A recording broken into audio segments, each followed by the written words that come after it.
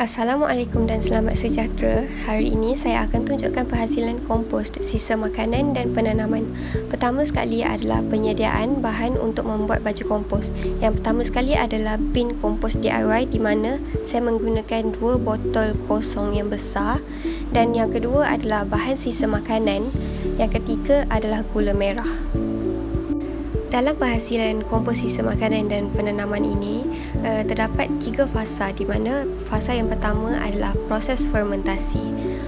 Dalam proses fermentasi, yang pertama sekali adalah saya taburkan gula merah ke atas bahan sisa makanan tersebut dan gaulkan sehingga sebati.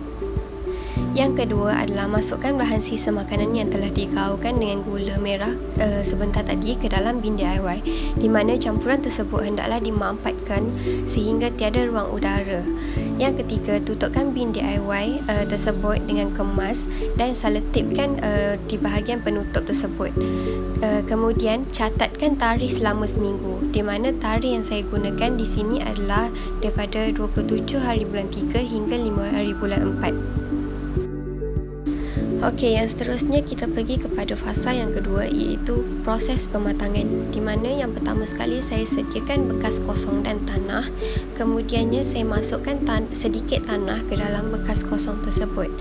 Dan yang ketiga, saya lapiskan tanah dengan hasil sisa fermentasi, iaitu kompos pejal yang saya biarkan selama seminggu tadi. Dan saya lapiskan semula dengan tanah biasa. Dan yang keempat adalah saya akan biarkan tanah tersebut selama 2 minggu. Seterusnya kita masuk kepada fasa yang ketiga, iaitu fasa yang terakhir, aplikasi kompos pejal matang untuk tanaman. Yang pertama sekali adalah lapiskan 1 lapis tanah ke dalam pasu atau bekas. Kemudiannya saya lapiskan pula dengan kompos pejal matang yang dibiarkan selama 2 minggu tersebut.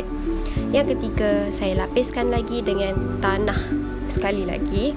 Yang keempat, saya tanam keratan batang bayam Brazil. Dan yang kelima, siram setiap hari.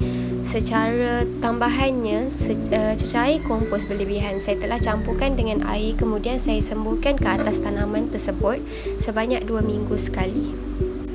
Seperti yang dilihat dalam slide, terdapat 3 gambar, di mana gambar yang pertama merujuk kepada hari pertama penanaman, iaitu gambar keratan batang bayam Brazil, dan gambar kedua adalah pokok bayam Brazil selepas 5 hari, dan yang ketiga merujuk kepada pokok yang telah membesar dengan jayanya selepas sebulan.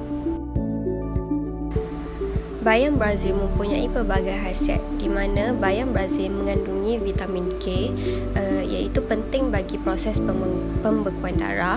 Yang kedua adalah mempunyai kalsium, mineral penting bagi kesihatan tulang dan juga memberi signal kepada sistem saraf, jantung dan otot.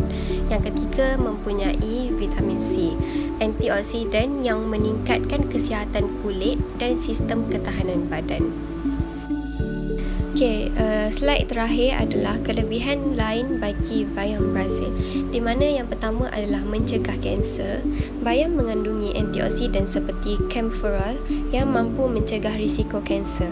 Terdapat kajian yang mendapati bahawa pengambilan bayam ini mengurangkan risiko kanser prostat dan payudara.